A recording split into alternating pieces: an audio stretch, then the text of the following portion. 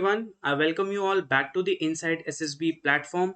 I am Gurjeet and I am bringing back again a very important video of our धमाकेदार revision series which is of polity.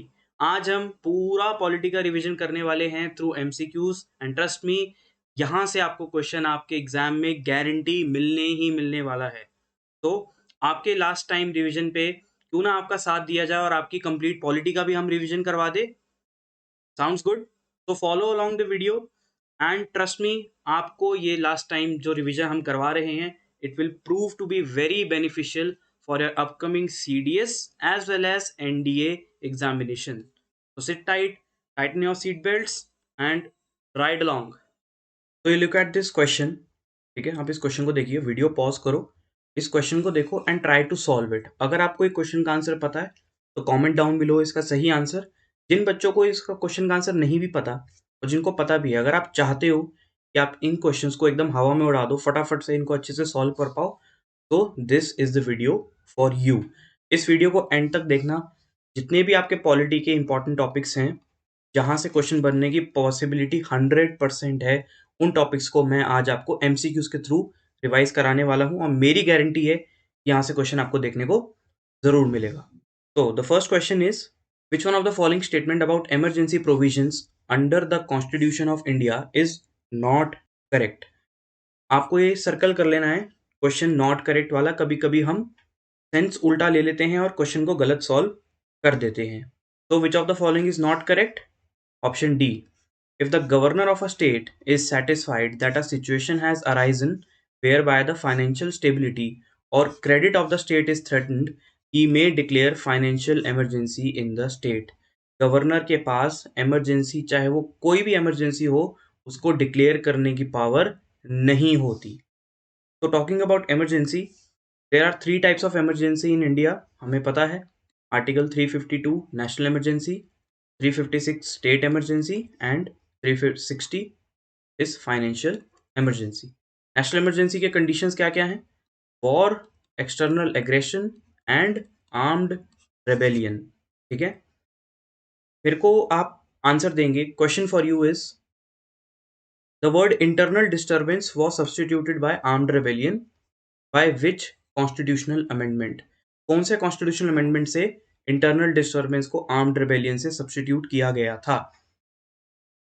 It can only be proclaimed on the written advice of the council of minister. Council of minister की written advice पे ही होता है. ऐसा नहीं होता कि एकदम से जाके प्रेसिडेंट अपने आप ही उसको प्रोक्लेम कर दे. Parliament can make laws on the state subjects. ठीक है, उस टाइम स्टेट गवर्नमेंट को सस्पेंड नहीं किया जाता, बट हाँ, स्टेट गवर्नमेंट का जितना भी काम होता है वो पार्लियामेंट खुद से करती है. एंड फंडामेंटल राइट्स भी सस्पेंड होते हैं. आपके आर्टिकल 19 सस्पेंड हो जाता है, बट 2 ऐसे फंडामेंटल राइट्स हैं जो सस्पेंड नहीं होते, which is 20 and 21. देन आपका आता है प्रेसिडेंट रूल. प्रेसिडेंट रूल क्या होता है? जब स्टेट की कॉन्स्टिट्यूशनल मशीनरी अच्छे से परफॉर्म नहीं करती, ठीक है, जब स्टेट गवर्नमेंट अच्छे से नहीं काम कर पा रही है या स्टेट गवर्नमेंट सेंटर के ऑर्डर फॉलो नहीं करती है, उस टाइम पे प्रेसिडेंट रूल लग सकता है. ठीक है, इसमें क्या होता है, 1 साल तक ये एक्सटेंड हो सकती है. तब अगर मान लो नेशनल इमरजेंसी लग गई वहां पे, या फिर इलेक्शन कमीशन ने बोल दिया कि हम इलेक्शन नहीं कंडक्ट करवा सकते, प्रेसिडेंट के सारे यहाँ पे क्या होता है, स्टेट गवर्नमेंट्स जो होती हैं वो सब डिसॉल्व हो जाती हैं एंड उनका सारा काम जो भी है कौन करता है? प्रेसिडेंट उनको आगे ड्यूटीज देता है. प्रेसिडेंट ही वहां पे स्टेट का काम संभालता है जब तक फ्रेश इलेक्शंस नहीं हो जाते. ठीक है, थर्ड टाइप ऑफ इमरजेंसी है हमारी financial emergency. What is the condition of financial emergency? कि हमारे देश में कोई फाइनेंशियल क्राइसिस तो नहीं आ गए. ठीक है, कुछ ऐसा तो नहीं हो गया कि हमारे बहुत ज़्यादा फाइनेंसेस बिगड़ गए हैं, हम फिजिकल डेफिसिट हमारा बहुत ज़्यादा बढ़ गया है. तो इस टाइम पे क्या होता है, प्रेसिडेंट डिक्लेयर करता है फाइनेंशियल इमरजेंसी, और स्टेट्स के साथ जो भी हम टैक्स वगैरह शेयर करते हैं, फाइनेंसेस शेयर करते हैं, वो सब रुक जाते हैं. गवर्नमेंट एम्प्लॉयज़ की सैलरीज कम हो जाती हैं, इवन रुक भी जाती हैं. ठीक है, स्टेट्स के साथ टैक्स शेयर नहीं होता, बहुत सारी चीज़ें इसमें हैंडल होती हैं. This is a common table. यहाँ से आपको बहुत सारे क्वेश्चंस का आंसर देखने को मिलेगा. क्या है वो देखो. Grounds of declaration, war, external aggression, armed rebellion for national emergency. State emergency के लिए failure of constitutional machinery in state, and financial emergency के लिए फाइनेंशियल इंस्टेबिलिटी. पार्लियामेंट्री अप्रूवल क्या चाहिए होता है इसके लिए, बोथ हाउसेस की स्पेशल मेजोरिटी लगती है एंड 1 महीने के अंदर अंदर उसको अप्रूव करवाना पड़ता है। यहाँ पे भी स्पेशल मेजोरिटी लगती है बोथ हाउसेस की। फाइनेंशियल इमरजेंसी के लिए भी स्पेशल मेजोरिटी लगती है। रिवोक कौन कर सकता है, रिवोक करने का मतलब हटा कौन सकता है, या तो प्रेसिडेंट हटा सकता है या फिर लोकसभा ने अगर रेजोल्यूशन पास कर दिया तब भी हट सकती है। रेजोल्यूशन के लिए यहाँ पे सिंपल मेजोरिटी चाहिए हटाने के लिए। प्रेसिडेंट कॉन्स्टिट्यूशन स्टेट इमरजेंसी को प्रेसिडेंट हटाता है, फाइनेंशियल इमरजेंसी को भी प्रेसिडेंट हटाता है। बट एक चीज का आप ध्यान रखिएगा, प्रेसिडेंट जो भी काम करता है it is on the advice of council of minister. ठीक है। इम्प्लीमेंटेशन नेशनल इमरजेंसी का 3 बार हो चुका है, 62, 71 एंड 75। कॉन्स्टिट्यूशनल इमरजेंसी तो हमारे देश ने 100 से प्लस देख चुके हैं ऑलरेडी। आपके लिए सेकंड क्वेश्चन क्या है, you have to tell me the state which has faced maximum emergency, which has faced maximum state emergency. ऐसा कौन सा स्टेट है हमारे इंडिया में जहां पे सबसे ज्यादा बार 356 आर्टिकल इन्वोक हुआ है।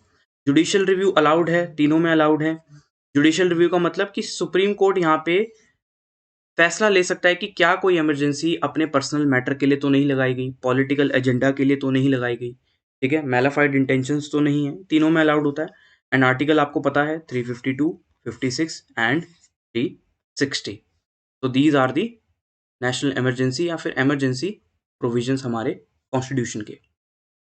Who among the following was not a member of the drafting committee of the Constituent Assembly? You have to tell me which of the following is not a member. So the correct answer is B.N. Rao. B.N. Rao constituent assembly के member थे, drafting committee के member नहीं थे। तो talking about the making of the constitution, दिसंबर 9, 1946 को हमारी constituent assembly की पहली मीटिंग हुई। 11 दिसंबर को हमने डॉक्टर राजेंद्र प्रसाद जी को अपना प्रेसिडेंट मान लिया कॉन्स्टिट्यूएंट असेंबली का। 13 दिसंबर को हमने ऑब्जेक्टिव रेजोल्यूशन को पास कराया था बाय जवाहरलाल नेहरू। ठीक है। अगस्त 29 को ड्राफ्टिंग कमेटी अपॉइंट हुई जिसका काम था कॉन्स्टिट्यूशन को लिखना। उन्होंने 2 साल 11 महीने और 18 दिन लिए इसको कॉन्स्टिट्यूशन को बनाने के लिए। अराउंड लैक्स का खर्चा भी इसमें आया था। 2000 अमेंडमेंट्स कॉन्स्टिट्यूशन में किए गए। उस टाइम पे जो हमारा कॉन्स्टिट्यूशन था इट कंटेन्ड 8 शेड्यूल्स। ठीक है, 8 शेड्यूल्स थे, 22 पार्ट्स थे एंड अराउंड 395 आर्टिकल्स उस टाइम प्रेजेंट थे। ड्राफ्टिंग कंप्लीट कब हुई? 26 नवंबर 1949। ये डेट आपके प्रिएम्बल में भी लिखी है, बट हमने इसको अडॉप्ट किया था 26 जनवरी 1950 को। बिकॉज ऑफ ये डेट हिस्टोरिकल है, पूर्ण स्वराज की मांग की गई थी इस डेट पे। ठीक है, the constitution got legally adopted on 26 January 1950। Now talking about the members who are in the drafting committee, so B.N. Rao जो थे आपके, he was the constitutional adviser. ये एडवाइजर थे टू दी असेंबली। ये असेंबली को एडवाइज करते थे constitutional matters में, बट इनका हाथ कॉन्स्टिट्यूशन बनाने में नहीं था। मेंबर्स कौन कौन थे? Doctor B.R. Ambedkar was the chairman. इनको मॉडर्न मनु भी कहा जाता है। ठीक है, father of Indian constitution. Members को कैसे याद रख सकते हो? इनके लास्ट के नाम आप याद रख सकते हो, जैसे मुंशी हो गया। ठीक है, सादुल्ला। मैं तो ऐसे ही याद करता था, इनके लास्ट के नाम याद कर सकते हो। फिर ऑप्शन एलिमिनेट करके आप कर सकते हो सॉल्व। ये दो नाम तो कॉमन ही है, मिलते जुलते हैं, Iyer and Iyengar. Then Madhav Rao and T Krishnamachari. So these were the members of the drafting committee. The President of India is elected by an electoral college comprising of members of which of the following? President के election में कौन कौन participate करता है? So the correct answer is option number C. Both the houses of parliament, yes, Lok Sabha के elected members and Rajya Sabha के elected members participate करते हैं। ध्यान रखना elected only. Legislative assembly of states के इलेक्टेड मेंबर्स मतलब MLA जो होते हैं इलेक्टेड, ये पार्टिसिपेट करते हैं। Legislative assemblies of Delhi, Pondicherry, Jammu and Kashmir भी होता था। ठीक है, इनके भी इलेक्टेड एमएलए ही पार्टिसिपेट करते थे। तो इलेक्टर्स आप देख सकते हो, all MPs of Lok Sabha except nominated members. Nominated members यहाँ पे पार्टिसिपेट नहीं करते। MPs of Rajya Sabha, MLAs of state Vidhan Sabha and MLAs of Delhi, Pondicherry and Jammu and Kashmir. President को इलेक्ट करने के लिए क्या मेथड इंडिया में यूज होता है? आपको 3 कीवर्ड्स याद रखने हैं यहाँ पे। पहला कीवर्ड है proportional representation, transferable vote and secret ballot voting. ये भी एग्जाम में एज अ PYQ बहुत बार पूछा जा चुका है। ठीक है, तो when we talk about the president, president की पावर्स डिस्कस किए बिना हम आगे कैसे बढ़ जाएं? तो प्रेसिडेंट की कितनी पावर्स होती हैं आप देख सकते हो, 8 पावर्स होती हैं। ठीक है, लेजिस्लेटिव पावर है, जुडिशियल है, diplomatic, financial, military, emergency and executive powers. तो एग्जीक्यूटिव पावर में क्या पार्ट आता है? ये उस बॉडी को अपॉइंट करता है जो काम करती हैं। एग्जीक्यूटिव का काम होता है कि लॉज को इम्प्लीमेंट कराना, लॉज को एग्जीक्यूट कराना। सो ये उन मेंबर्स को अपॉइंट करता है। He appoints the president, prime minister. He appoints the COM on advice of prime minister. ठीक है, ये यूनियन एग्जीक्यूटिव के बंदों को अपॉइंट करता है। UPSC के chairman members, controller, auditor general, election commissioner का चेयरमैन एंड अदर कमिश्नर्स। ठीक है, और भी बहुत सारी कॉन्स्टिट्यूशनल बॉडीज हैं, उनके हेड्स को ये अपॉइंट करता है। फाइनेंस कमीशन को ये अपॉइंट करता है। ठीक है, जितने भी एग्जीक्यूटिव के काम होते हैं गवर्नमेंट के, वो सब in the name of president होते हैं। लेजिस्लेटिव पावर्स में ये उन ऑर्गन में हेल्प करता है जो लॉ मेकिंग प्रोसीजर में। आपको पता है इंडिया में लॉ मेकिंग कहाँ होती है? पार्लियामेंट में होती है। ठीक है, तो ये उन MPs की ओथ दिलाने में हेल्प करता है। इसका सिग्नेचर के बिना कोई बिल एक्ट में कन्वर्ट नहीं होता। इसके लिए इसके पास वीटो पावर्स भी हैं। ठीक है, वीटो पावर्स भी हैं। देन इसकी प्रायर परमिशन के बिना आप मनी बिल को इंट्रोड्यूस नहीं कर सकते, आप कॉन्स्टिट्यूशनल अमेंडमेंट बिल को इंट्रोड्यूस नहीं कर सकते। President can summon joint sitting, he can summon joint sitting of parliament. और उस जॉइंट सिटिंग को कौन प्रिसाइड करता है? उसको प्रिसाइड करता है हमारा स्पीकर। ठीक है, तो जितने भी लेजिस्लेटिव पावर्स हैं, लेजिस्लेटिव ऑर्गन्स हैं गवर्नमेंट के, वो सब प्रेसिडेंट के नाम पे होते हैं, लॉ मेकिंग के काम पे होते हैं। Because he is an integral part of the parliament. Parliament जो है हमारा वो 3 पार्ट्स में बढ़ता है, Lok Sabha, Rajya Sabha and president. Talking about judicial powers, judicial powers में क्या होता है? He appoints the chief justice of India, other जजेस of supreme court, chief justice of high court के अदर जजेस, डिस्ट्रिक्ट जजेस। ठीक है, ये कभी भी एडवाइस ले सकता है सुप्रीम कोर्ट से under article 143। He can take advice on any public important topics. ठीक है, देन डिप्लोमेटिक पावर्स में क्या होता है? जो भी एम्बेसडर्स होते हैं, हाई कमिश्नर्स होते हैं, या एम्बेसीज के काम होते हैं, इंडिया के एम्बेसीज होती हैं बाहर, या इंडिया के हाई कमिश्नर्स बाहर जाते हैं, वो सब प्रेसिडेंट ऑफ इंडिया के नाम पे अपॉइंट होते हैं। फाइनेंशियल पावर्स में money bill can not be introduced before prior permission of president. Contingency fund of India की चाबी प्रेसिडेंट के पास होती है। प्रेसिडेंट के नाम पे बजट पेश होता है हर साल by finance minister. Third question for you all is, you have to tell me the article of budget. Budget का आर्टिकल बताएंगे। एंड इसको एक और नाम से पहचाना जाता है, इसका एक और नाम है, अदर नेम भी है बजट का, जो कॉन्स्टिट्यूशनल नेम है इसका, वो भी आप मुझे बताएंगे। मिलिट्री पावर में क्या आता है? He is the supreme commander of arm forces, Indian army, Indian air force, Indian navy. ठीक है, he can declare war, he can declare peace. Emergency powers में क्या आता है? हमने डिस्कस की थी national, state and financial. 3 emergency में भी प्रेसिडेंट के पास बहुत सारी पावर्स होती हैं। The next question is, the words secular and socialist were added by which amendment?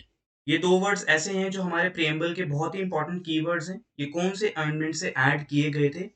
तो the correct answer is option number C. They were added by 42nd amendment which is also known as the mini constitution. ठीक है, इसको mini constitution भी कहा जाता है। क्यों? क्योंकि इसने हमारे कॉन्स्टिट्यूशन में इतने ज्यादा मेजर चेंजेस किए हैं कि अगर आप 42nd अमेंडमेंट ही अगर अकेला पढ़ने लगे तो एक नया कॉन्स्टिट्यूशन आप बना सकते हैं। Talking about the preamble, preamble की कुछ चीजें पढ़ लेते हैं, यहाँ से क्वेश्चन बहुत बार एग्जाम में आता है। तो व्हाट इज प्रीएम्बल? आप अपनी बुक खोलते हैं, यू सी द इंडेक्स, उसमें इंट्रोडक्शन होता है, that this book contains this book has this values and all। इससे आपको आइडिया लग जाता है कि हाँ, आप जो बुक पढ़ने वाले हो उसमें आपको ये कंटेंट मिलने वाला है। So it is the introduction to the constitution, it is the essence of the constitution. Essence मतलब when you read the preamble you get to know what the actual constitution contains, what are the values of your constitution. ठीक है, जैसे इसमें secular लिखा है, socialist लिखा है। तो ये चीजें कॉन्स्टिट्यूशन भी फॉलो कर रहा है, ये चीजें हमारा देश भी फॉलो करेगा। It is also known as the identity card set by N.A. Palkhivala. It is based on objective resolution, objective resolution pass by doctor Jawaharlal Nehru, doctor बोल रहा हूँ सॉरी, पंडित जवाहरलाल नेहरू ने ये ऑब्जेक्टिव रिजोल्यूशन पास किया था इन दी कॉन्स्टिट्यूएंट असेंबली। उसके base पे ही हमने अपना प्रियम्बल ड्रॉ किया है। And it has been amended once, ठीक है, प्रियम्बल अमेंड हो सकता है, एक ही बार हुआ है अब तक, बाय 42nd अमेंडमेंट। इससे 3 नए वर्ड्स ऐड किए गए थे। इसको याद रखने का निमोनिक है SIS, SIS. S for socialist, I for integrity and S for secular. ये 3 वर्ड्स नए ऐड किए गए थे by 42nd amendment. Now talking about the objectives of preamble, हमारे प्रियम्बल के कौन कौन से ऑब्जेक्टिव्स हैं? Sovereign, that a country is sovereign, हमारी कंट्री सोवरेन है, we will manage our own independent relations, हमारे एक्सटर्नल और इंटरनल रिलेशंस पे किसी का एक्सटर्नल इन्फ्लुएंस नहीं आएगा। सोशलिस्ट का मतलब whatever we will do for the welfare of our citizens. Secular मतलब धर्मनिरपेक्ष, कि इंडिया का कोई एक पर्टिकुलर रिलीजन नहीं होगा, every religion will get equal treatment. Democratic, democratic का मतलब government by the people, government for the people, the ultimate source of authority is the people of India. पहली लाइन लिखी होती है ना, we the people of India. Next is republic nature, republic nature का मतलब होता है कि हम इंडिपेंडेंट हैं, हम सोवरेन हैं, हम किसी की गुलामी नहीं करते, हमारी कंट्री रिपब्लिक नेचर को फॉलो करती है। प्लस रिपब्लिक का मतलब होता है जो हेड होगा, the head of Indian state, the head of Indian state मतलब प्रेसिडेंट है या कोई भी है, वो राजा का बेटा राजा नहीं बनेगा, ठीक है, he will be an elected person. Republic का नेचर ये भी होता है that he will be elected, ये हेरिडिटरी नहीं होगा कि पास ऑन होता जाएगा generation to. Justice. Justice shall be ensured to the citizens. Social justice, economic justice, political justice. ठीक है. Liberty, liberty of thought, speech and expression, beliefs. Equality, equality before law. ठीक है. Equality रखनी है. Fraternity मतलब brotherhood, भाईचारा promote करना है। And unity and integrity of the nation, हमेशा देश को बांध के रखना है, देश को हमेशा एकजुट रखना है। ये हमारा प्रियम्बल हमें बताता है। तो the preamble is the essence of the constitution. Consider the following statements, which of the following is or are the unitary features of the Indian Constitution? तो यूनिटरी फीचर्स कौन से फीचर्स होते हैं? ये वो फीचर्स होते हैं जहाँ पे central government is more powerful then state government.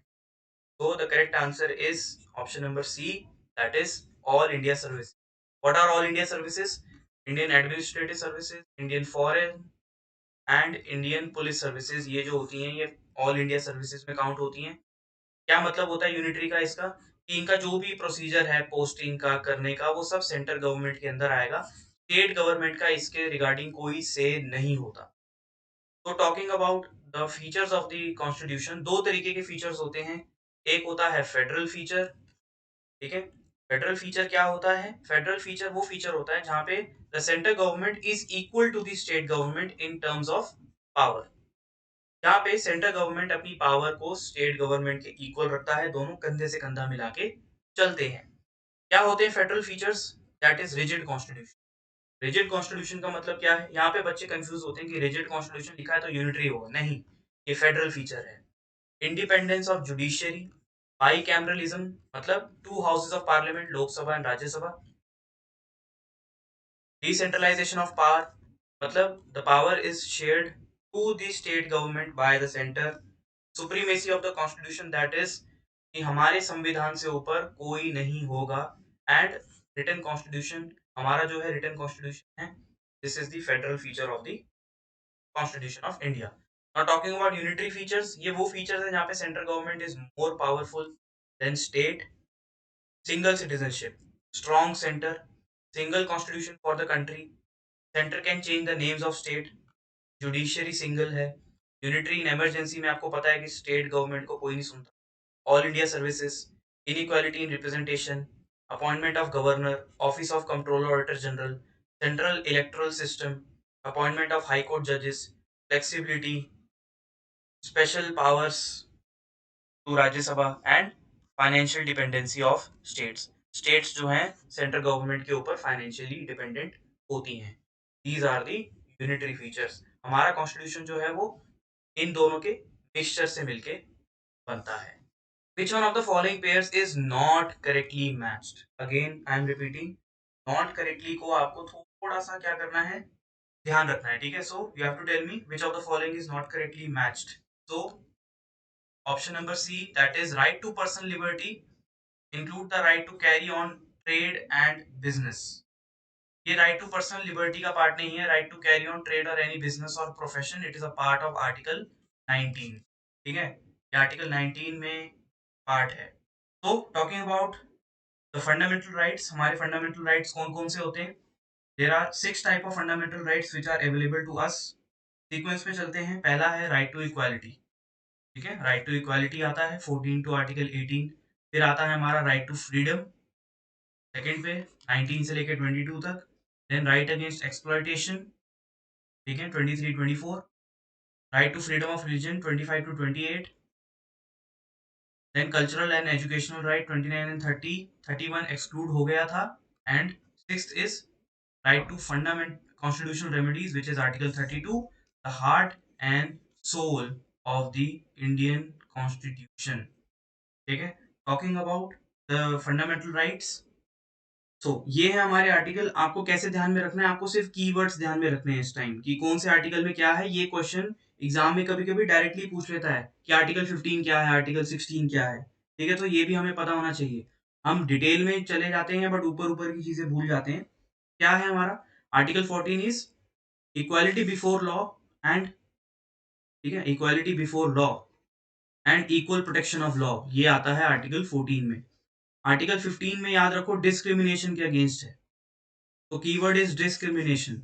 Article 16 equal opportunities in employment.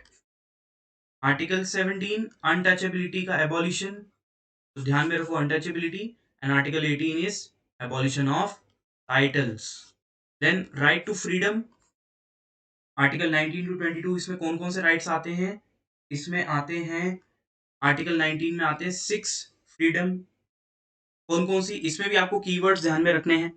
First is speech, second is assembly,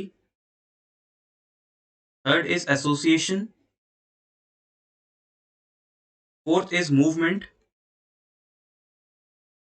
reside and sixth is profession. तो ये हमारी 6 टाइप की फ्रीडम है। जो एक फ्रीडम हमारी एक्सक्लूड हुई थी, the question for you all is, आपको मुझे बताना है व्हाट इज द नेम, इसका नाम क्या था? वो कौन सा फंडामेंटल राइट था जिसको हमने एक्सक्लूड कर दिया है and by which amendment? By which amendment it was excluded? The name and the amendment you have to tell me. Article 20 में क्या आता है? Protection in respect of conviction of offences. इसके अंदर 3 लॉ आते हैं। No ex post facto law, ठीक है, नो डबल जेपर्डी, एक सजा की 2 बार नहीं मिलती, एंड नो सेल्फ इंक्रिमिनेटिंग, मतलब आप अपने अगेंस्ट खुद के विटनेस नहीं बन सकते। आर्टिकल 22 प्रोटेक्शन, सॉरी आर्टिकल 21 पहले कर लेते हैं। Right to life and personal liberty, इसमें आपकी पर्सनल लाइफ, आपकी एक डिग्निटी वाली लाइफ होनी चाहिए, ठीक है? एंड इसके अंदर एक अमेंडमेंट हुआ था by 86th amendment which made right to education a fundamental right. Right to education को फंडामेंटल राइट माना गया था, that is free and compulsory education for children up to 14 years. Then article 22 protection against arbitrary arrest. 2 तरीके के arrest होते हैं, एक होता है प्रिवेंटिव डिटेंशन, एक होता है प्यूनिटिव डिटेंशन। इसके रिगार्डिंग जो भी आपको सेफ गार्ड्स मिलते हैं वो आर्टिकल 22 में प्रेजेंट आपको मिलेंगे। Next article 23 of the Indian constitution, 23 और 24 है हमारे राइट अगेंस्ट एक्सप्लॉयटेशन। 23 में आता है ह्यूमन ट्रैफिकिंग, कीवर्ड्स ध्यान में रखो, एंड 24 में आता है चाइल्ड लेबर। देन 25 से लेकर 28 हमारे रिलीजन वाले राइट्स हैं, जिसमें article 25 contains freedom of conscience, profess, practice and propagate. ये जो राइट होते हैं ये एक इंडिविजुअल के राइट्स होते हैं रिलीजन के, मतलब आप एज एन इंडिविजुअल आपके पास क्या राइट्स हैं। Then article 26 freedom to manage religious affairs, these are the rights of religious groups. जो इंडिया में जो भी रिलीजियस ग्रुप्स चलते हैं उनके लिए ये राइट्स आर्टिकल 26 में मेंशन्ड है। Article 27 freedom from taxation for the promotion of religion, इसमें no compulsory to pay tax, paid tax can not be used, equal contribution to religion, collection of fee is allowed. And 28 is freedom from attending religious instructions. 29 and 30 are cultural and educational rights. इनको cultural and educational rights बोला जाता है। ये किसके होते हैं? ये minorities के लिए बने हैं, ठीक है, ये माइनॉरिटीज के राइट्स होते हैं। देन जो लास्ट हमारा फंडामेंटल राइट है that is 32 which are writs. ये हम आगे डिस्कस आराम से करने वाले हैं। तो which of the following fundamental right is guaranteed only to the citizens of India and not to the foreigners living in India? Very important question and a highly tricky one also. यहाँ पे बच्चे क्या करते हैं, sense बिल्कुल घूम जाते हैं क्वेश्चन की। तो आपको बताना है कि ऐसा कौन सा फंडामेंटल राइट है which is only exclusive to us, is only exclusive to us, ठीक है। तो it is freedom of speech and expression. Freedom of speech and expression, which one of the fundamental right is guaranteed only to the citizens of India and not to the foreigners living in India, ठीक है। सो इसकी एक list होती है। ये जो पहली list है इट इज एक्सक्लूसिव। ये मैं बार बार लिख रहा हूँ, मतलब क्या होता है एक्सक्लूसिव का, कि ये फंडामेंटल राइट हमारे पास है सिर्फ। वैसे तो हमारे पास 14 से लेके 32 तक है, 32 तक है हमारे पास, बट इसमें से कुछ ऐसे फंडामेंटल राइट्स होते हैं जो हम शेयर नहीं करते। कौन कौन से हैं वो? 15, 16, 19, 21 and Article 30. These fundamental rights we do not share, these are exclusive to us. और जो फॉरनर्स को मिलते हैं, फॉरनर्स को इसके अलावा जो भी हैं वो मिल जाते हैं, जैसे 14 है, 20, 21 मिलता है, 21A है, 22, 23, 24, 25, 26, 27 and 28। These are the fundamental rights जो हम शेयर करते हैं। इसका मतलब ये नहीं है कि हमें नहीं मिलते, हमें सारे मिलते हैं, बट कुछ इसमें से एक्सक्लूसिव हैं। These are the exclusive fundamental rights only to the citizen of India. मतलब आपको बोलने का अधिकार है, फ्री बोलने का अधिकार है, कोई बाहर वाला आके बोलेगा उसको नहीं है, ठीक है। इस तरीके से भी आप इसको समझ सकते हैं। When an emergency under Article 352 of Constitution is proclaimed, the President of India has no power to suspend the fundamental rights contained in which of the following articles? ऐसे कौन से फंडामेंटल राइट्स हैं जो सस्पेंड नहीं होते in the case of national emergency? Their answer would be article 20 and article 21। ये मैंने आपको अभी जस्ट बताया था, ठीक है। आर्टिकल 20 और 21 ऐसे फंडामेंटल राइट्स हैं जो इवन नेशनल इमरजेंसी भी उनको सस्पेंड नहीं कर सकता। So moving forward, which one of the following has not been enumerated in the Constitution of India as being amongst the fundamental duties of the citizen? आपसे पूछा जा रहा है इनमें से कौन सी फंडामेंटल ड्यूटी नहीं है। नॉट, ठीक है, नॉट को सर्कल कर लेना, बार बार बोल रहा हूं। So the correct answer is to secure a social order for the promotion of welfare of the people. ये जो है हमारा फंडामेंटल ड्यूटी का पार्ट नहीं आता, ठीक है। तो talking about the fundamental duties जो हमारी ऐड हुई थी वो स्वर्ण सिंह कमेटी के थ्रू ऐड हुई थी, बाय स्वर्ण सिंह कमेटी, ठीक है। कहाँ से ली है हमने? यूएसएसआर से ली थी, अर्स्टवाइल रशिया। पार्ट कौन सा है? पार्ट है 4A, आर्टिकल है इसका 51A। आपके लिए क्वेश्चन क्या है? You have to tell me the amendment, by which amendment the fundamental duties were added to our constitution, ठीक है। तो फंडामेंटल ड्यूटीज की बात कर लेते हैं।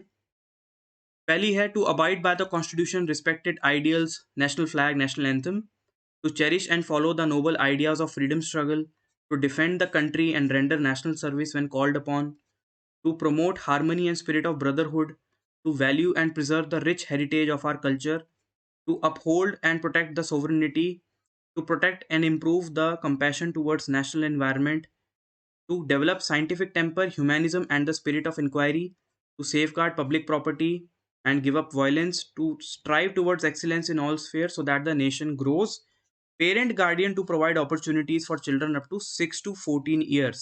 ये एक डिफरेंस है, ये 86 अमेंडमेंट से ऐड हुआ था फंडामेंटल ड्यूटी में, कि जो 6 से 14 ईयर्स के बच्चे हैं उनके पेरेंट्स की ड्यूटी बनती है उनको पढ़ाने की। ध्यान रखना 86 अमेंडमेंट से fundamental rights, DPSP and fundamental duties तीनों में चेंज हुआ था। फंडामेंटल राइट्स और फंडामेंटल ड्यूटी बात करते हैं 0 to 14 ईयर्स की, and sorry fundamental right and DPSP बात करता है 0 to 14, एंड फंडामेंटल ड्यूटी बात करता है 6 to 14 ईयर्स के बच्चों के बारे में। Which one of the following statement is not correct? Again not correct statement पूछा है। जो भी स्टेटमेंट होते हैं वीडियो को पॉज करो, स्टेटमेंट पढ़ो, आंसर दो, ठीक है, देन मैच करो कि क्या आपका आंसर सही है जो मैं आपको आंसर दे रहा हूं। In certain exceptional circumstances, state legislatures can make law on a subject given under union list. ऐसा नहीं होता, इसका वाइस वर्सा हो सकता है कि यूनियन लिस्ट में मतलब जो सेंट्रल गवर्नमेंट है वो स्टेट लिस्ट के सब्जेक्ट पे काम करे, बट स्टेट गवर्नमेंट कभी ऐसा नहीं कर सकती कि वो सेंट्रल गवर्नमेंट के लिस्ट के ऊपर काम करना शुरू कर दे। तो talking about the centre and state relation, हमारे सेंटर एंड स्टेट रिलेशंस बड़े ही इंपॉर्टेंट होते हैं। Part 11th and part 12th of the constitution में मेंशन्ड है। 3 तरीके से इन रिलेशंस को आपको ध्यान में रखना है, फाइनेंशियल, एडमिनिस्ट्रेशन एंड लेजिस्लेशन के रिलेशन। क्या होते हैं रिलेशंस, थोड़ा सा फटाफट से इसको ओवरव्यू कर लेते हैं। The effect of emergency, financial relations में इमरजेंसी में इफेक्ट पड़ जाता है। फाइनेंशियल इमरजेंसी में मैंने आपको बताया था, स्टेट गवर्नमेंट्स की सैलरीज, इनके साथ टैक्स वगैरह शेयर में दिक्कत आ जाती है। Grants in aid, grants in aid का मतलब होता है कि जो एक्स्ट्रा मनी किसी स्टेट को देना होता है, distribution of tax and allocation of taxation powers. Administrative relations में आता है centre directions to the state, cooperation between center and state, all India services, integrated judiciary and relations during emergency. Legislative decisions में आता है territorial extent of center and state governments, distribution of legislative subjects, parliamentary legislation and center's control over state legislation. तो आपको कहीं पे भी ये नहीं दिखेगा कि state control over center, no, ऐसा कभी नहीं हो सकता, because we have adopted a system where center is more powerful than state. चाहे इमरजेंसी की भी सिचुएशन है तब भी सेंटर ही करेगा जो भी करेगा। टॉकिंग अबाउट द लिस्ट, ये लिस्ट क्या होती है, इन लिस्ट में सब्जेक्ट्स ऐड करते हैं, जिस लिस्ट में जो सब्जेक्ट ऐड हो जाता है वही बंदा उसको गवर्न करता है। फॉर एग्जाम्पल यूनियन लिस्ट के सब्जेक्ट्स देख लो, डिफेंस, रेलवेज वगैरह, इसके उसका मतलब सेंटर गवर्नमेंट ही इस पे काम करेगा। स्टेट लिस्ट के सब्जेक्ट मतलब स्टेट गवर्नमेंट इस पे काम करेगा। एंड कंकरेंट लिस्ट वो होती है जहाँ पे both union and state works together.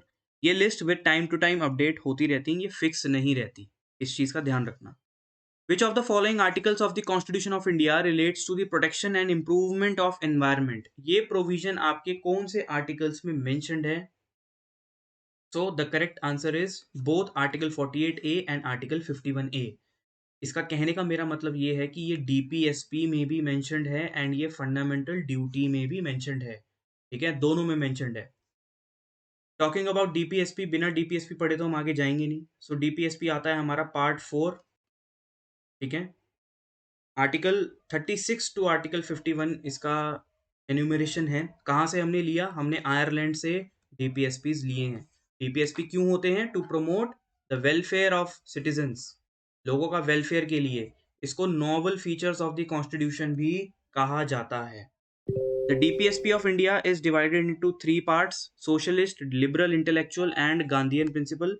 Socialist principle वो होते हैं जो लोगों की भलाई के लिए ज़्यादा होते हैं, जैसे provide adequates mean of livelihood, prevent concentration of wealth and equal distribution, equal pay for equal work, ensure decent standard of living, provide opportunities for development of youth and children, make efforts to secure right to work, assistance in case of unemployment, old age. Liberal intellectual principles वो होते हैं जो modern society को जिसकी need होती है। Free and compulsory education, very very important. Separate judiciary and executive, very very important. Protect monuments, safeguard forest, secure workers participation in management, uniform civil code article 44, organise animal husbandry and agriculture scientifically, ठीक है। Then talking about our Gandhian principles, Gandhian principle वो होते हैं जो गांधी जी ने अपनी life में philosophy follow की है, जैसे establish panchayats and local self government, prohibition of drugs and alcohol, promotion of economic education of weaker sections, promotion of cottage industry and cooperative societies, prevention of slaughter of cows and calves and other milch kettles. अब जो एक important area आता है amendment in DPSP, यहाँ से question आपको definitely देखने को मिलेगा अगर डीपीएसपी से कोई क्वेश्चन आया है। आपको ये ध्यान में रखना है कि कौन से अमेंडमेंट से कौन सी डीपीएसपी ऐड हुई थी। ये क्यों इंपॉर्टेंट है? क्योंकि डीपीएसपी में बहुत सारे अमेंडमेंट है। There are 4 total amendments in the DPSP as of now. 42nd amendment से 4 डीपीएसपी ऐड हुई थी, कौन कौन सी? To secure opportunities for healthy development, promote equal justice, provide legal aid, to take steps to secure participants, to protect and improve the environment. 44th amendment से एक ही DPSP add हुई है, which is inequality of income को prevent करना है. 86 amendment तो आपको अभी तक याद हो गया होगा, एजुकेशन. एंड 97 अमेंडमेंट से कोऑपरेटिव सोसाइटीज को कॉन्स्टिट्यूशनल स्टेटस मिल गया है बाय आर्टिकल 43B. तो these are the amendments 42nd, 44th, 86 and 97th. ठीक है. Moving ahead, the jurisdiction of supreme court of India may be enlarged by. Supreme court का jurisdiction कौन enlarge कर सकता है in India? The correct answer is parliament by law. ठीक है, parliament ही सुप्रीम कोर्ट का jurisdiction इंक्रीज कर सकता है. Talking about the jurisdiction of supreme court, there are 4 types of jurisdiction. Original jurisdiction क्या होता है? When first time hearing is in supreme court. जब केस की फाइल पहली बार सुप्रीम कोर्ट में खुलती है, उसको ओरिजिनल ज्यूरिसडिक्शन कहा जाता है. कौन से केसेस होते हैं जहां पे पहली बार सुप्रीम कोर्ट में होता है काम? या तो सेंटर और स्टेट गवर्नमेंट आपस में लड़ पड़ी, ठीक है, या फिर अगर आपके फंडामेंटल राइट्स वायलेट हुए हैं, you can directly move to supreme court also. Second is appellate jurisdiction by the way of appeal. इसका मतलब होता है कि लोअर कोर्ट्स के अगेंस्ट आप सुप्रीम कोर्ट में जाना चाहते हो, आप जा सकते हो. अपील इन सिविल केसेस मतलब टैक्सेशन के केस हैं, appeal in criminal cases, appeal in constitutional cases and appeal special leave to appeal. ये सबसे बड़ी पावर होती है सुप्रीम कोर्ट की. Third is advisory jurisdiction. ये मैंने आपको बताया था, the president can take advice under article 143 from the supreme court on any matter related to public. अगर प्रेसिडेंट को लग रहा है यार कि कुछ चल रहा है जिसमें मुझे लीगल ओपिनियन चाहिए ताकि उसका भी व्यू पॉइंट स्ट्रांग बने, क्योंकि वो पार्लियामेंट का पार्ट है, तो वो सुप्रीम कोर्ट से एडवाइजरी ले सकता है. And that advice is not binding. वो बाइंडिंग नहीं होती कि उसको माननी ही माननी है. ठीक है, इस चीज का ध्यान रखेंगे हम लोग.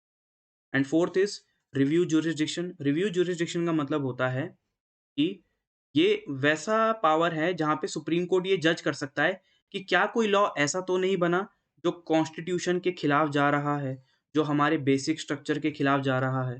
ठीक है, बेसिक स्ट्रक्चर क्या होता है? ये कुछ ऐसे पार्ट्स होते हैं जिनको हम अमेंडमेंट के थ्रू भी अपने कॉन्स्टिट्यूशन से नहीं हटा सकते. It was covered by Keshavananda Bharati case 1973 and doctrine of judicial review is under article 13, but ये कॉन्स्टिट्यूशन में मेंशन्ड नहीं है. So the power of judicial review means it can pronounce upon constitutional validity of laws passed by legislature and actions taken by administrative authorities. In the parliamentary form of government, the members of the council of ministers are collectively responsible to. जो हमारा centre का council of minister होता है वो किसको responsible होता है? It is responsible to the popular house of the parliament. कहने का मतलब है it is responsible to the Lok Sabha, the second chamber, ठीक है, या फिर लोअर हाउस. इसके 3-4 अलग अलग नाम भी हैं, वो भी थोड़े से आपको ध्यान में रखने हैं. Now talking about the parliament, parliament की कुछ इंपॉर्टेंट चीज़ें कवर कर लेते हैं, विच इज जैसे टाइप्स ऑफ मेजोरिटी. हमारे एक तो मेजोरिटी होती है अमेंडमेंट की अंडर आर्टिकल 368. आर्टिकल 368 में 2 ही टाइप की अमेंडमेंट मैंशनड है. ठीक है, 2 ही टाइप की अमेंडमेंट मैंशनड है.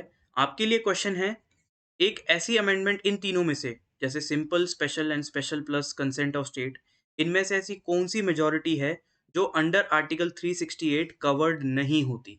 You have to tell me which of these three majorities is not covered under article 368. Again ये क्वेश्चन एक बार एग्जाम में आ चुका है. तो सिंपल मेजोरिटी क्या होती है? ध्यान रखो, ये 1/4 मेजोरिटी होती है. स्पेशल मेजोरिटी क्या होती है? इट इज 2/3 मेजोरिटी या फिर more than 50% majority of the house. And special majority plus consent of state क्या होता है? 2/3 majority of parliament and 1/4 majority of 50% states. ये वाली मेजोरिटी कब लगती है? जब हम फेडरल फीचर्स को चेंज करते हैं. मान लीजिए जैसे जीएसटी है, जीएसटी आपको पता है सेंटर और स्टेट के रिलेशन में चेंज आया टैक्स के रेवेन्यू में, तो हमें ये वाली मेजोरिटी अप्लाई करनी पड़ी, जहाँ पे पार्लियामेंट ने जीएसटी का बिल 2/3 मेजोरिटी से पास किया, प्लस 50% स्टेट से हमने 1/4 मेजोरिटी से कंसेंट लिया है. And other types of majority में क्या आता है? Absolute and effective. Absolute majority is 2/3 majority of the house, total majority of the house. मतलब मान लो 550 सीट्स हैं लोकसभा में, तो 550 का 50% और मोर. एंड इफेक्टिव मेजोरिटीज मान लो उस दिन सिर्फ 270 मेंबर्स ही प्रेजेंट हैं, तो 270 मेंबर्स का 50% और more is effective majority. Talking about the sessions of parliament, हमारे कॉन्स्टिट्यूशन में 2 ही सेशंस मेंशन्ड हैं, बट 3 हम लोग फॉलो करते हैं, जिसमें सबसे इंपॉर्टेंट है budget session. Budget session is conducted from January to April, इसमें बजट आता है, सीधी सी बात।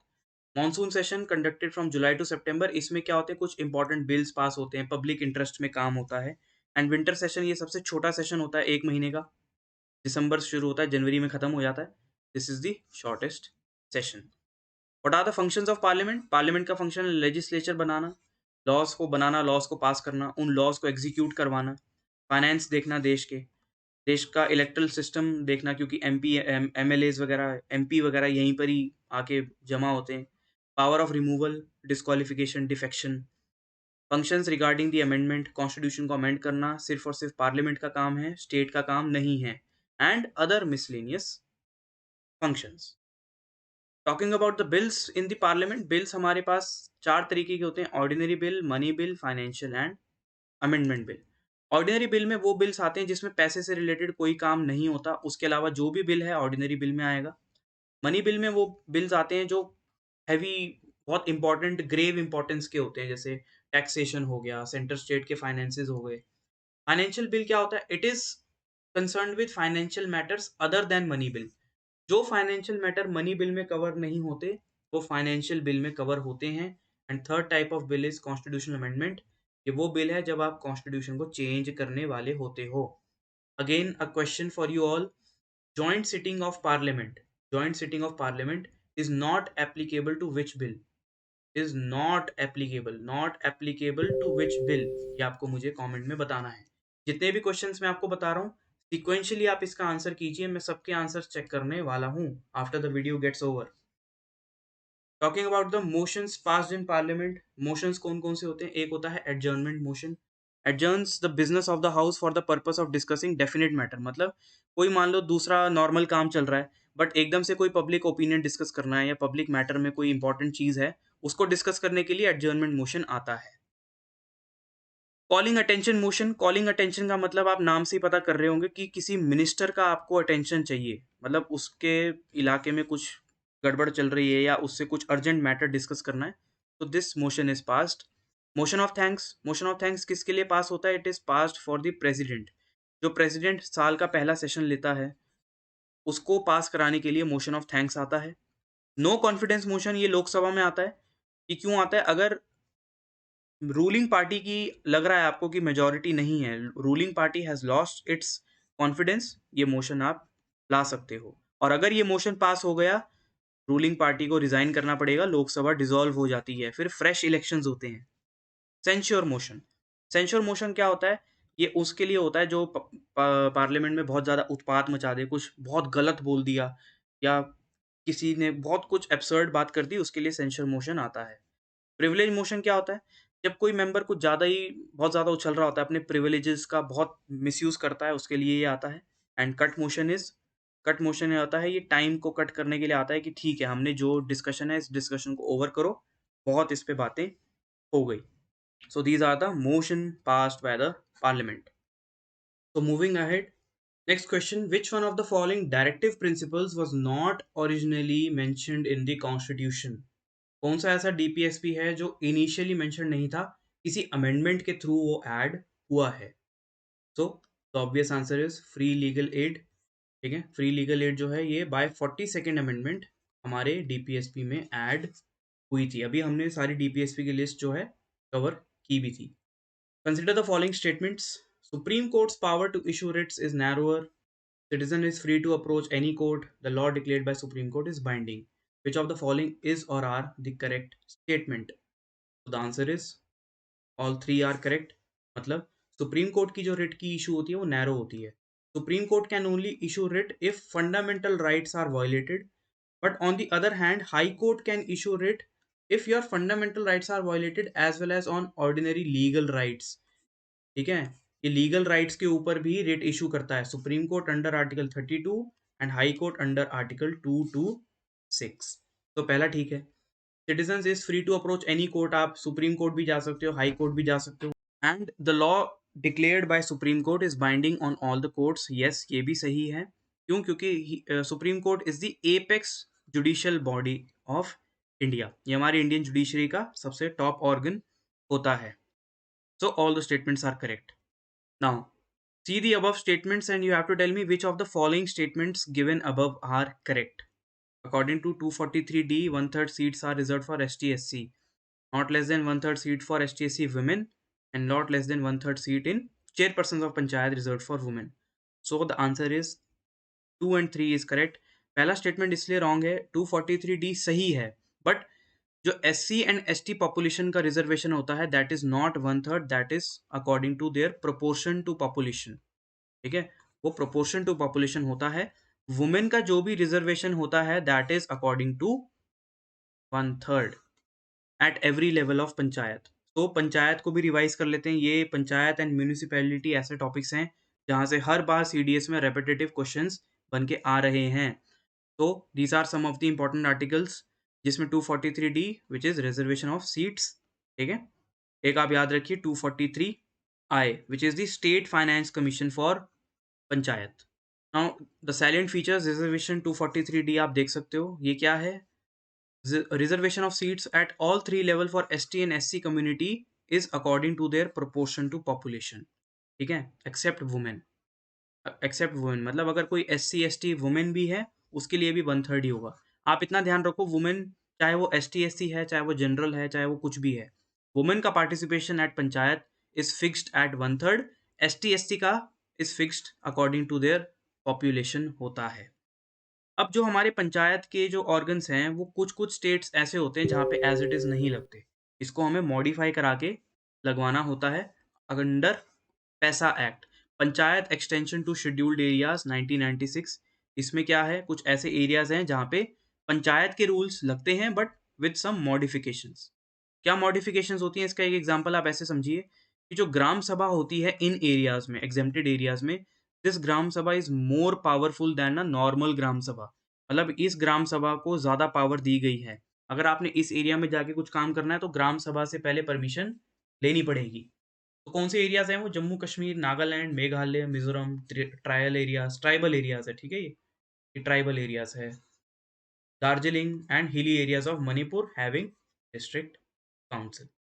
Who or which of the following decides the question of disqualification of a member of parliament arising on the grounds of defection? आजकल ये बहुत prevalent है in the news.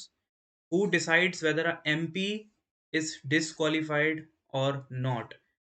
So he is the presiding officer of the house. If the member is from Lok Sabha, then the speaker decides, and if the member is from Rajya Sabha, then the chairman decides. ठीक है, chairman कौन होता है? ये vice president ही होता है। ठीक है, तो इस चीज का भी ध्यान में रखेंगे। Now talking about the next question, consider the following statements. District boards, municipal corporation, notified area और टाउन एरिया कमिटी और टाउनशिप कमिटी और port trust, which of these following is an urban body in India? इनमें से कौन कौन सी urban bodies हैं? तो the correct answer is 2, 3 and 4। District board कोई अर्बन बॉडी नहीं है, बाकी तीनों अर्बन बॉडीज मानी जाती हैं। Talking about the municipalities, these are some of the important articles related to municipality, जिसमें आप reservation of seats article 243T is important and 243Y which is the finance commission provisions related to municipalities। ठीक है, then what are the types of urban local self government? ये होती है, पहला होता है म्यूनिसिपल कॉर्पोरेशन जिसको नगर निगम भी कहा जाता है। ठीक है, ये उन सिटीज में होती है जो बहुत बड़ी मेट्रोपॉलिटन सिटीज हैं, दिल्ली, मुंबई, कोलकाता टाइप्स। ठीक है, इनको स्टेट गवर्नमेंट क्रिएट करता है by act of law. Second is municipality, इन दोनों में डिफरेंस है, पॉपुलेशन का डिफरेंस होता है, इसको नगर पालिका परिषद भी कहा जाता है। ये स्मॉलर सिटीज और स्मॉलर टाउन्स में होता है। Third is notified area committee, nagar panchayat, ये उन एरियाज में होता है जहाँ पे रैपिड इंडस्ट्रियलाइजेशन हो रहा है, जहाँ पे गवर्नमेंट ने ये नोटिफाई करा है कि ये एरिया आने वाले 5 सालों में, आने वाले 10 सालों में बहुत रैपिडली ग्रो होगा। Then town area committee, small town with limited civic functions, जैसे आप देख रहे होंगे टाउनशिप्स बने होते हैं बड़े बड़े शहरों में जहाँ पे अंदर ही स्कूल्स, अंदर ही हॉस्पिटल्स, पार्क्स एरिया वगैरह सब होता है। देन कैंटोनमेंट बोर्ड्स, ये तो आप वेल वर्स्ड होंगे, कैंट एरिया आर्मी के एरिया होता है। And port areas, these are the types of local urban government in India. Which one of the following constitutional amendments made it possible to appoint one person to hold the office of governor in two or more states simultaneously? मतलब एक governor दो states का, या एक UT एक state, इस तरीके से जो भी है उसको कौन से कॉन्स्टिट्यूशनल अमेंडमेंट ने पावर दी है? It was amended by the seventh constitutional amendment which enabled a person to become a governor in two or more states simultaneously. पहले ऐसा नहीं होता था बट अब हो सकता है, ठीक है। सो गवर्नर ऑफ स्टेट की बात करते हैं तो गवर्नर ऑफ स्टेट के कुछ प्रोविजंस देख लेते हैं with its article 153 is there shall be a governor for each state. 154 executive powers are vested in the governor. इसकी जो भी पावर्स हैं मैंने आपके साथ जो डिस्कस की हैं, पावर्स इसकी और प्रेसिडेंट की ऑलमोस्ट सेम होती है, बस इसके पास इमरजेंसी पावर्स नहीं है, मिलिट्री पावर्स नहीं है, डिप्लोमेटिक पावर्स गवर्नर के पास नहीं होती। Article 155 it is he is appointed by the president. Article 156 the term of office is 5 years। 157 qualifications. 158 conditions of office. 159 oath, इसको ओथ कौन दिलाता है, ठीक है। 160 president shall make provisions for the discharge of functions. 161 power of pardon, pardon की power भी same होती है except he can not grant pardon in case of court martial, in case of death penalty and any law under union list. जो union government के law है इन तीनों के अलावा गवर्नर पार्डन दे सकता है। Extent of executive powers under article 162। so these are the provisions of governor. Now a very important question, थोड़ा static वाला क्वेश्चन है, which of the following bodies are headed by the prime minister? कौन कौन सी bodies ऐसी हैं जो हमारे prime minister head करते हैं? National integration council, national water, NDC, interstate या फिर जोनल काउंसिल? तो the correct answer is 1, 2, 3 and 4 zonal council. The next question for you all is who heads the zonal council and how many zonal councils are there in India? ठीक है, who heads the council and how many zonal councils India has been divided. India कितने zonal councils में divided है? So talking about the Prime Minister of India, इसके कुछ functions देख लेते हैं. He is the elected head of the country. He is the leader of majority party. He is a link between the president and the parliament. He advises and informs the president. He selects the council of minister. He distributes his portfolio. He expand and demand resignation from his ministers, and he monitors the working of the council of ministers. In which of the following provisions the Constitution of India is the principle of collective responsibility has been mentioned? Collective responsibility का principle कौन से amendment पे कौन से article में mentioned है? The article is article 75. ठीक है, ये जो आर्टिकल 74 हैं, 75, 78, 80, मतलब काउंसिल ऑफ मिनिस्टर्स के एंड प्राइम मिनिस्टर के जो भी आर्टिकल्स हैं ये थोड़े से आपको पढ़ लेने हैं, ठीक है। इसमें 74 बताता है there shall be a council of minister to aid and advice. 75 बताता है कलेक्टिव रिस्पॉन्सिबिलिटी। तो this is the layout of the cabinet. Cabinet का लेआउट होता है काउंसिल ऑफ मिनिस्टर। ये जो कैबिनेट होता है ये कोर होता है, ठीक है। दी ये जो बॉडी है it is the most important body in our parliamentary form of government. इसकी स्ट्रेंथ कितनी फिक्स्ड है? The strength is fixed at 15% the strength of Lok Sabha. You have to tell me, you have to tell me by which amendment, by which amendment it was fixed? Delhi के case में the strength is fixed at 10% of assembly. बाकी जो भी assemblies हैं India में उनकी भी 15% strength ही चलती है। Which of the following statement is not true? Is not true. So the chairperson and the other members of UPSC are appointed by the prime minister. No, they are not appointed by prime minister. They are appointed by the president of India. तो ये कुछ हमारी constitutional bodies हैं, उनके articles हैं। 76 attorney general, 165 advocate, 148 CAG, 280 finance commission हर 5 साल बाद कॉन्स्टिट्यूट होती है। 315 to 323 both for UPSC and SPSC. 324 election commission. 338 scheduled caste, 338A scheduled tribes, 338B OBC। इस बी के साथ रिलेशन आप ध्यान में रख सकते हो। Now this is a very important table. इस टेबल में आपको काफ़ी सारी इंफॉर्मेशन मिल जाएगी। कैसे? जैसे इलेक्शन कमीशन ऑफ इंडिया है, पार्ट्स देख सकते हो, इसका पार्ट 15, इसका पार्ट 9, क्योंकि ये स्टेट की एग्जीक्यूटिव में होता है, ये यूनियन में होता है। अपॉइंटमेंट प्रेसिडेंट, ठीक है। कंपोजिशन देख सकते हो, टर्म 6 ईयर 65 ईयर, टर्म्स सबसे ज़्यादा इंपॉर्टेंट है। सर्विस कंडीशन यही डिसाइड करते हैं। रिमूवल प्रेसिडेंट ही इनको रिमूव करता है, लाइक सुप्रीम कोर्ट जजेस। एंड रिजाइन ये प्रेसिडेंट को देते हैं, वो गवर्नर को देते हैं। Controller auditor general, article 148 part 5, part of union executive. Oath कौन दिलाता है? प्रेसिडेंट, अपॉइंट भी प्रेसिडेंट ही करता है। 6 ईयर एंड 65 ईयर इनका टर्म होता है, ठीक है। Removal president only and resign भी ये प्रेसिडेंट को देते हैं। यूपीएससी एसपीएससी आर्टिकल सेम है, पार्ट सेम है। यूपीएससी एंड एसपीएससी में एक चीज यहाँ ध्यान रखो, the UPSC and SPSC chairman are appointed, इन सबके स्टाफ को प्रेसिडेंट ही अपॉइंट करता है। बट एसपीएससी को रिमूव, एसपीएससी के चेयरमैन वगैरह को रिमूव गवर्नर करता है, इस चीज का ध्यान रखना, ठीक है।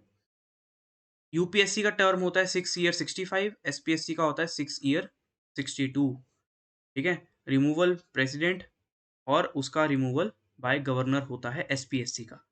मिसबिहेवियर, प्रूव्ड मिसबिहेवियर या फिर इनकैपेसिटी, एंड रिजाइन किसको देते हैं? प्रेसिडेंट एंड गवर्नर को रिजाइन दिया जाता है। Which one of the following statement is correct regarding to the office of Attorney General of India under Article 76? आपको बताना है कौन सा स्टेटमेंट करेक्ट है। तो option number A is correct, he shall have the right to audience in all courts within the territory of India. ये एक बंदा किसी भी कोर्ट में जाके बैठ सकता है, उनकी प्रोसीडिंग्स को देख सकता है। Talking about the functions of attorney general, he advises the government on legal matter. ये लॉयर होता है सेंट्रल गवर्नमेंट का, जैसे आप लॉयर हायर करते हो, ऐसे गवर्नमेंट ने एक लॉयर हायर किया हुआ है। Performs legal duties, appears on behalf of government, represent government under Article 143, discharge functions। Rights क्या क्या हैं इसके, ये थोड़े से इंपॉर्टेंट ज़्यादा हैं। Right to speak and take part in proceeding of both the house of parliament, joint sitting any committee of parliament, enjoys privileges and immunities of MP, not a government servant, not debarred from legal practice। Limitation, no right to vote, इनको voting का right नहीं है, and he should not go against the government. इनका removal का process वैसे तो constitution में mention नहीं है, ठीक है, बट रिमूव प्रेसिडेंट ही करता है। Which of the following statement is और आर करेक्ट, आपको बताना है रिगार्डिंग नेशनल इमरजेंसी। तो the president proclaims emergency on the basis of any ground mentioned under article 352 और पॉसिबिलिटी। कौन कौन से ग्राउंड्स हैं? War, external aggression and armed rebellion, ये 3 ग्राउंड्स होते हैं जिसके बेस पे नेशनल इमरजेंसी लगती है। Moving forward, Article 371 of the Indian Constitution provides special provisions for which of the following states? कुछ ऐसे states होते हैं जिसके लिए हमें कुछ special provisions बनाने पड़े। तो 371 किसकी बात करता है? 371 बात करता है महाराष्ट्र एंड गुजरात की। आपको इनके भी आर्टिकल्स देख लेने हैं कि आंध्र प्रदेश को किस में है, असम को किस में है, एंड नागालैंड के प्रोविजंस कौन से आर्टिकल में कवर्ड हैं। The provisions for separate electorate for Muslims was given by, Muslims को separate electorate कौन से एक्ट में मिला था? It was under Morley Minto reforms। Minto also known as father of communal representation, ठीक है, 1909 में मुस्लिम्स को मिल गया था। इसको फर्दर एक्सटेंड कौन से एक्ट में किया गया था? इसको एक्सटेंड मॉन्टेग चेम्सफोर्ड एक्ट में किया गया था, जिसमें सिख, क्रिश्चियंस, एंग्लो इंडियंस वगैरह को भी रिप्रेजेंटेशन मिला। Which of the following writ means you may have the body? तो the correct answer is habeas corpus। आपको रिट्स के नाम तो याद रखने ही है, प्लस इनके वो भी ध्यान में रखने की इस रिट को बोलते क्या है, ठीक है। तो मैंने आपको जो फंडामेंटल राइट्स डिस्कस किए थे, रिट्स बताने थे, आर्टिकल 32 में आती हैं writs. It is also known as heart and soul of the Indian constitution, ठीक है। हार्ट एंड सोल बोला जाता है, it is the very important article, Magna Carta of Indian, ठीक है, मैग्ना कार्टा भी कहा जाता है इसको, पूरे फंडामेंटल राइट को। तो पहला है हेबियस कॉर्पस। इसके लिए क्या होता है? जो इलीगल डिटेन हो जाते हैं, अरेस्ट हो जाते हैं, उनको कोर्ट में पेश करना, to bring a person arrested to the court against individual as well as the state. Mandamus, a command to command and to perform its duty, मतलब जो भी पब्लिक ऑफिसर है वो अपनी ड्यूटी अगर परफॉर्म नहीं कर रहा, you can issue mandamus writ. किस किस के अगेंस्ट होती है? Against officers, public servants, government, also against lower court, not against president और गवर्नर, ठीक है। प्रोहिबिशन, प्रोहिबिशन और सर्टिलरी को याद करने का तरीका है, एक प्रोवर्ब आपने सुना होगा, prevention is better than cure, ये आपने सुना होगा। इसका मतलब ये जो पी है पहले आ रहा है तो मतलब प्रोहिबिशन है, एंड ये जो सी है बाद में आ रहा है जैसे सर्टेररी, तो सर्टेररी कर देना। क्या होता है इसका मतलब, अगर अपर कोर्ट ने लोअर कोर्ट से केस ट्रांसफर कर लिया चलते चलते, मतलब केस अभी भी चल रहा है और ट्रांसफर कर लिया केस क्लोज होने से पहले, तो प्रोहिबिशन होता है। अगर केस की फाइल बंद हो गई, फाइल बंद होने के बाद अपर कोर्ट की आंख खुली और उसने कोर्ट में केस लेके आया, उसको सर्टेररी कहते हैं। ठीक है। एंड लास्ट होता है हमारा कोवरंटो। कोवरंटो का मतलब होता है कि जो भी बंदा किसी पब्लिक ऑफिस में बैठा है, जो परमानेंट ऑफिस है, क्या वो उस ऑफिस को होल्ड करने के लिए एलिजिबल है, तो ये आप रिट उसके लिए इशू अगेंस्ट कर सकते हो। ठीक है। तो स्मॉल गिफ्ट, एज प्रॉमिस्ड मैं आपको कुछ इंपॉर्टेंट आर्टिकल्स, कुछ इंपॉर्टेंट अमेंडमेंट्स भी बताऊंगा जो आपके एग्जाम में डेफिनेटली आपको हेल्प करने वाले हैं, जिससे कि आपका स्टैटिक पोर्शन का रिवीजन मैं ही आपको करवा दूं। तो सबसे पहले हम ये देख लेते हैं ओथ। ओथ के प्रोविजंस देख लेते हैं कि कौन किसको ओथ करवाता है। प्रेसिडेंट को ओथ दिलवाता है chief justice of India, vice president को प्रेसिडेंट, सुप्रीम कोर्ट जजेस प्रेसिडेंट, गवर्नर को chief justice of high court, union ministers president, CAG president, MPs president, MLAs governor, state council of ministers governor, and जजेस of high court also governor. Talking about the schedules, schedules को याद करने की एक common trick है, tears of old PM. ठीक है। ये क्या है, पहला is name of states and union territories, schedule second salaries, important office की जो भी सैलरीज होती हैं, schedule three oath and affirmations, schedule four Rajya Sabha seats, schedule five schedule and tribal areas, schedule six schedule and tribal areas of north east, schedule seventh list, schedule eight languages, schedule nine first ये हमारे land reforms आते हैं इसमें, schedule tenth is defection, 11th में panchayat, and 12th में आती है आपकी म्यूनिसिपैलिटी। पंचायत 73rd अमेंडमेंट और ये 74th amendment. Now talking about the sources of the Indian constitution, government of India act 1935 से हमने क्या क्या लिया है, ये हमारा मेजर सोर्स है कॉन्स्टिट्यूशन का। फेडरल फीचर्स लिए यहाँ से, ऑफिस ऑफ गवर्नमेंट, ठीक है, state and joint public service commission लिया। यूएसए से क्या लिया, judicial review, fundamental rights, independent judiciary, impeachment process under article 61, removal of high court and supreme court जजेस। साउथ अफ्रीका से लिया amendment and election of Rajya Sabha. Britain से लिया rule of law, parliamentary form of government, single citizenship, by cameralism, cabinet and legislative procedure. Ireland से लिए हमने DPSP and nomination of 12 members in Rajya Sabha. Japan से लिया हमने functions of supreme court. Australia से लिए है हमने concurrent list, joint sitting of the houses. France से लिया है हमने ideas of liberty, equality and fraternity. Germany से लिया है नेशनल इमरजेंसी। रशिया से लिए fundamental duties and ideas of justice. Canada से लिया है federal structure with a strong centre, residuary power under article 248 and advisory jurisdiction of supreme court under article 143। तो these are the sources of Indian constitution. ऐसे ही हमारा constitution इतना बड़ा नहीं बना। टॉकिंग अबाउट अमेंडमेंट्स, ये कुछ इंपॉर्टेंट लिस्ट है अमेंडमेंट्स की। इसमें से आपको लैंग्वेजेस के थोड़े बहुत अमेंडमेंट्स देख लेते हैं। थ्रू आउट द लेक्चर मैंने भी आपको बहुत सारे अमेंडमेंट बताए हैं। फंडामेंटल राइट में बताया, नेशनल इमरजेंसीज में बताए, डीपीएसपी में बताई, फंडामेंटल ड्यूटीज में मैंने आपको बताया। ठीक है। सो यहाँ से आप कुछ अमेंडमेंट्स इंपॉर्टेंट देख सकते हो, जैसे 21st अमेंडमेंट से सिंधी ऐड हुई थी। ठीक है। 36 अमेंडमेंट इंपॉर्टेंट है, सिक्किम ऐड हुआ था। 42nd एंड 44 तो है ही। 52nd अमेंडमेंट एंटी डिफेक्शन से रिलेटेड है। 71 अगेन लैंग्वेज। ठीक है। 73 74 panchayat and municipality respectively. 86 amendment education, ये भी हमने कवर किया। 92nd amendment again for language, then 96th again for language. 97th cooperative society, ठीक है, Gandhian principle. 101 GST, 102 NCBC and 903 is EWS provisions. ठीक है। Now some important articles. Part one तो आपको ध्यान में होगा, name of state, union territories, formation of new states. ठीक है। जो मेन आर्टिकल्स हैं वो यूनियन और स्टेट गवर्नमेंट के होते हैं। पार्ट फिफ्थ में हमारी यूनियन गवर्नमेंट है, इसके कुछ इंपॉर्टेंट आर्टिकल्स देख लो, जैसे आर्टिकल 61 फॉर इम्पीचमेंट, ठीक है, 72 pardoning, 76 attorney general, constitution of parliament 79, composition of Rajya Sabha, composition of Lok Sabha. ठीक है। प्लस मैं आपको 74th एंड 75 तो पहले ही बता चुका हूँ इन द वीडियो। 110, 112, ठीक है, 123, 148 ये हमारा CAG का होता है। एंड 143 भी मैं आपको बता चुका हूँ, विच is the advisory jurisdiction of supreme court. Talking about the states, 153, 154, 161 में गवर्नर की पार्डनिंग पावर होती है। 213 में गवर्नर की ऑर्डिनेंस होती है, ठीक है। 226 रिट ऑफ हाई कोर्ट्स।